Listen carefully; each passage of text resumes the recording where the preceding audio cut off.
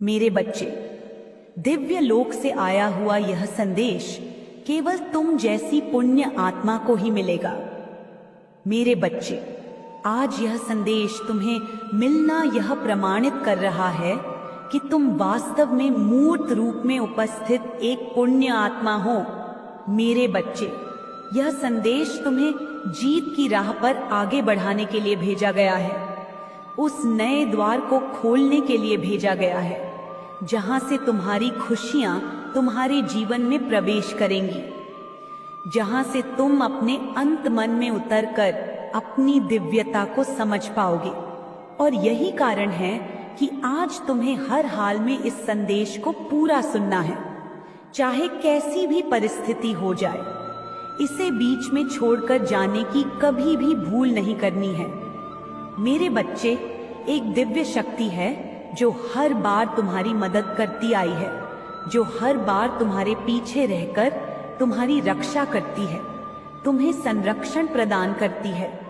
जब भी तुम चुनौतियों से घिरे हुए हो, जब भी तुम मुश्किलों में पड़े हो, उस दिव्य शक्ति ने तब तुम्हारी रक्षा की है। मेरे बच्चे, हर बार तुम्हें वक्त से पहले ही यह आभास हो जाता है कि अब तुम्हारे साथ कुछ गलत होने वाला है। तुम्हें अपने आसपास के लोगों के बारे में भी आभास होता है कि उनके जीवन में सब कुछ ठीक है या नहीं। तुम्हारे साथी के जीवन में भी यदि कोई परेशानी आती है तो उसका आभास तुम्हें होने लगता है। लेकिन मेरे बच्चे, तुम उस पर अमल नहीं कर पाते, तुम उसके प्रति कोई क्रिया नहीं कर पाते, क्योंकि तुम अभी यह नहीं समझ पाए हो कि वह दिव्य शक्ति तुम्हारे जीवन में कैसे कार्य कर रही है। मेरे बच्चे, तुम्हारा स्वभाव ऐसा है कि तुम किसी के भी दुख को देख नहीं पाते हो।